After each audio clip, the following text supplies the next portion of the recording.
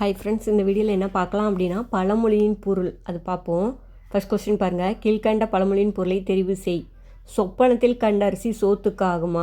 அப்போ அதுக்கான பொருள் என்ன அப்படின்னா உழைப்பின்றி ஊதியம் இல்லை அப்படின்னு அர்த்தம். சொப்பனத்தில் கண்ட அரிசி சோத்துக்கு ஆகுமா அப்படிங்கிறதோட மீனிங் என்ன அப்படின்னா உழைப்பின்றி ஊதியம் இல்லை.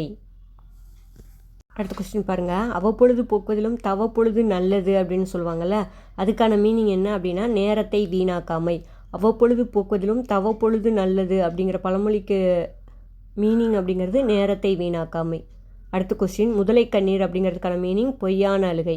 முதலை கண்ணீர் பொய்யான அழுகை. நெக்ஸ்ட் கொஸ்டின் பாருங்கள். அதிர அடித்தா உதிர விளையும். இந்த பழமொழியோட பொருள் என்ன அப்படின்னா முயற்சி திருவினையாக்கும் அப்படின்னு அர்த்தம். அதிர அடித்தா உதிர விளையும், முயற்சி திருவினையாக்கும். அடுத்த கொஸ்டின் பாருங்கள். கொடிகட்டி பறத்தல். இது நம்ம நிறைய கேட்டிருப்போம். கொடிகட்டி பறக்கிறாங்க அப்படின்னு சொல்லுவாங்கள்ல. கொடிகட்டி பறத்தல் அப்படின்னா அந்த பழமொழிக்கான பொருள் புகழ் பெற்று விளங்குதல் அப்படின்னு அர்த்தம்.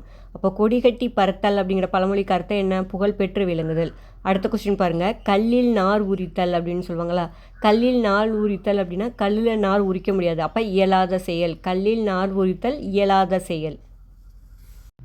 அடுத்த பழமொழி பாருங்கள். கண்ணினை காக்கும் இமை போல. அப்போனா என்ன அர்த்தம்? பாதுகாப்பு. கண்ணினை காக்கும் இமை போல அப்படிங்கிற பழமொழிக்கு அர்த்தம் பாதுகாப்பு அப்படின்னு அர்த்தம்.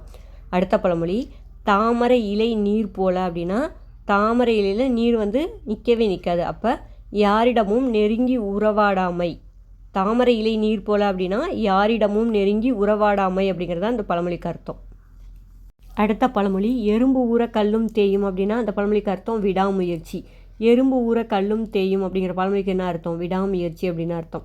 அடுத்த கொஸ்டின் பாருங்கள். இவன் பெரிய அரிச்சந்திரன் அப்படின்னு சொல்லுவாங்கள்ல, இந்த பழமொழிக்கான பொருள் உண்மையே பேசுவான் அப்படின்னு அர்த்தம். இவன் பெரிய அரிச்சந்திரன் அப்படிங்கிற பழமொழிக்கு என்ன அர்த்தம் அப்படின்னா உண்மையே பேசுவான் அப்படின்னு அர்த்தம்.